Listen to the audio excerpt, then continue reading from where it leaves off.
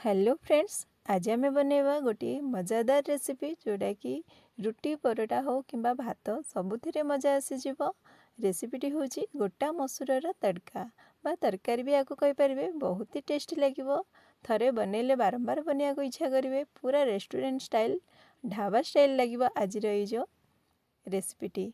तो ये मसूर डाली तड़का बनवाई मुझे नहीं जाइए गोटा मसूर। ये गोटा मसूर गुड़िक देखापी कला थाए, भितर लाल लाल डाली बाहर, किंतु तार चोपा सहित जदि आम करवा से पूरा ब्लैक थी। तो जेहेतु ये मसूरटा मु गाँव आनी से बहुत सारा गुड़ी आ बाली लगिकी ताको भल प्रथमे से बाली और गुड़ी भल भाव बाछि ना आउ बारंबार गोटे 5 ରୁ 6 थर धोइबाक पड़ो कहीं बहुत सारा बाली लगी धूली पूरा लगी। जदि आपण मैंने ऑनलाइन रो किणती कि ग्रोसरी शॉप रो पकेट रे किणती तो से प्राय सफा था थरे 2 थर धोईदेले हो। किंतु एथिरे बहुत सारा धूली थी मुझे 5 ରୁ 6 थर भल भाव प्रथमे धोई नहीं। देखुन से बहुत सारा केमती काद पानी बाहर ए सबको आम छाणी जो पर्यंत पूरा सफा पानी आसनी पूरा धोइबाक पड़ो। ये मुझे 5 ରୁ 6 थर भल भाव धोई देती। आउ थे भल पा देकी गोटे अध घंटा बतुरे नहीं। आपण पाखे जदि समय थी या घंटे कि 2 घंटा भी बतुरे पारे। तापर या आम गोटे प्रेशर कुकर रे ट्रांसफर करवा। प्रेशर कुकर रे आम पकई सारापर से जी आम डाली नहीं तार 4 गुण पानी देवा। मुझे गोटे कप नहीं से 4 कप हम पानी दे दीची। से किसी कंचा रसुण, कंचा पियाज गोटे पूरा पाखुड़ा काढ़ी पकई देची, गोटे टमाटो, गोटे कंचा लंका पकई देची। ता सहित गोटे चमच लुण आउ किछि हलदी गुंड भी गोटे आधा चमच रु गोटे चमच पर्यंत पकई पारे। शेष में गोटे चमच तेल भी मुझे पकई देची जमती कि प्रेशर कुकर सारा बाहरी बनी पूरा फेम्पर हो बाहरी पड़ो। ना गोटे चमच तेल पकईदबा आउ प्रेशर कुकर खाप बंद करके 4 ରୁ 5ଟି हुइसिल देला पर्यंत रखिबा। जदि बतुरई तो 3टी हुइसिल रे हो। जदि बतुरई नाहंती सांगे सांगे करछन तो 5 ରୁ 6टी हुइसिल देबाक पड़िबो।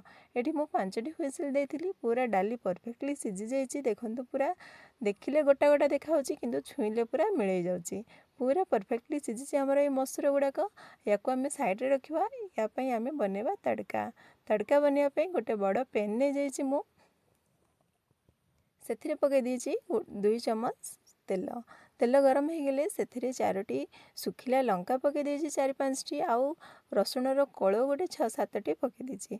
या प्रथमे पूरा गोल्डन ब्राउन है पर्यंत भाजी नबा। रसुणर कलर पूरा चेंज हो हाई फ्लेम रे ही भाजवा। उपरटा पूरा कलर चेंज हो भितर टिके कंचा थी रसुण सेमती आम भाजी नबा। आउ या आम प्रथमे काढ़ी अलगा रखी नबा। फुटण करने आगु प्रथमे सुखिला लंका आउ रसुण को एमती भाजिकी काढ़ी नेबा। या कुटिकी गोटे हेमदस्तारे हो कि कौन शिलपुआ थिले से कुटिकी गोटे पेस्ट बनै नबा।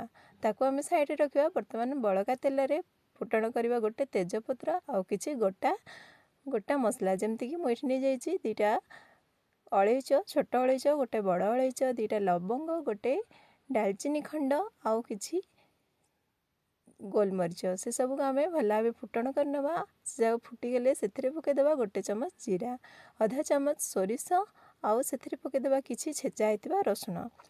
रसुणर परिमाण एथिरे टिके अधिक थाए से भी रसुण यूज करवा। ता सहित पकईदबा छोट छोट काटी पियाज। एठी मु मीडियम साइज 2 ରୁ 3टा पियाज नहीं। पियाजर परिमाण टिके अधिक थिले टेस्ट भल लागिबो। आपण भी बड़ साइज नौथिले गोटे किंबा 2टी पियाज नहीं पारिबे।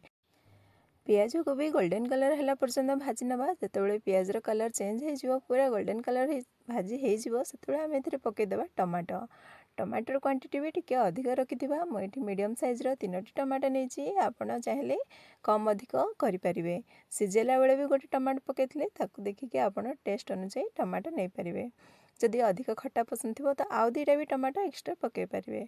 टमाटो पकई सारापर आम से पकई नवा लुण। लुण पकईले टमाटो जल्दी सॉफ्ट हो। लुण पकईकी टमाटो को भल भाव भाजी नवा। टमाटो जितेबाला पूरा सॉफ्ट हो मसला सहित पूरा मिसीज से आम ए पकईदबा रेड चिली पाउडर। मुझे काश्मीरी रेड चिली पाउडर नहीं। आप चाहिए नॉर्मल रेड चिली पाउडर भी नहीं पारे।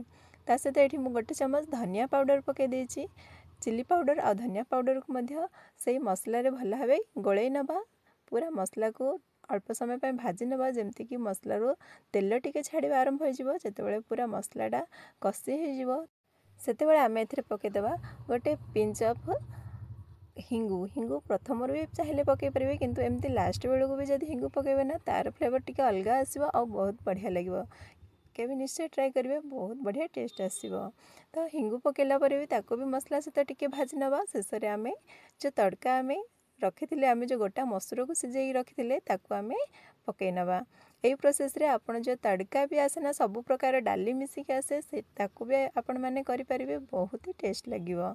इठी आम मसूर को सीटी पकई सारा पर भल भाव घाटी नवा देखिए धीरे धीरे जो तड़काटा ना टिके मोटा ही आसब मसूर बहुत पानी सोक करे ताकू देखिए आप जदि रुटी परोटा सहित खाऊ तो से थिकनेस रे रखिए किंतु भात सहित जदि खाऊे आउ टिके पतला करने जब चाहिए एथिरे पानी मिसई पारे किंतु मन रखिथे ये सब बड़े गरम पानी ही मिसेबे ठंडा पानी बिल्कुल भी मिसेबेनी पूरा टेस्ट बिगड़ी जीव। गरम पानी आपण इच्छा अनुसार टिके पतला करें ताकू आम फुटापी गोटे 4 ରୁ 5 मिनिट छाड़ीदे भल भाव फुटीज आउ पूरा मसूर सहित जो तड़कार फ्लेवर पूरा पड़े आसो बहुत बढ़िया बास्ना सहित रेडी हो आमर मसूर गोटा मसूर तड़का शेष में आम ए पकई नवा जो आम पेस्ट बन रखी रसुण आउ सुखिला लंकार से पेस्ट को देदेबा पूरा फुटी सारा पर शेष बेलू को देवा पेस्ट आ सहित किसी धनिया पत्र भी देदेबा धनिया पत्र दे सारा पर थोड़े गोले नवा आउ से देदेबा छोट कटा होता अदा अदा को भी ये कंचा अदा ही नहीं अदा को भी फुटण में पकईबानी शेष बेलू को गोटे इंच अदा नेबा और शेष में एमती कोरी नेबा एमती कोरिकी भी पकई पारे कि छोट छोट काटिकी भी पड़े पकई पारे बहुत टेस्ट लगे ये कंचा अदार फ्लेवर। यही प्रोसेस रे बनातु देखिए बारंबार बनवा को इच्छा हम बहुत ही टेस्ट लगे पूरा रेस्टोरेंट रू मगेला पर टेस्ट लगे कहीं विश्वास भी करें घरे बनी ये रेडी हो जाइए आमर मसूर तड़का बहुत ही पसंद करेंगे या गोटे सर्विंग बाउल रे काढ़ नवा आउ एथिरे पकई नवा गोटे चम्मच घी मुझे घी व्यवहार करछि आपण चाहिए बटर व्यवहार मध्य करें गरम थिबा समय ही पकेबा टेस्ट बहुत बढ़िया लगिवो। गरम भात सहित ये जो तड़का को मिसई खाइबे ना स्वाद केबे भी भूली पारिबेनी बहुत पसंद आसीबो। तबे भिडियोटी किपरि लागला निश्चय जनइबे आउ एई प्रोसेस रे घरे थरे निश्चय बनइबे। भिडियोटी पसंद आसथिले लाइक करिवे शेयर करिवे कमेंट करिवे चैनल टी को सब्सक्राइब निश्चय करिवे। रहुछि नमस्कार।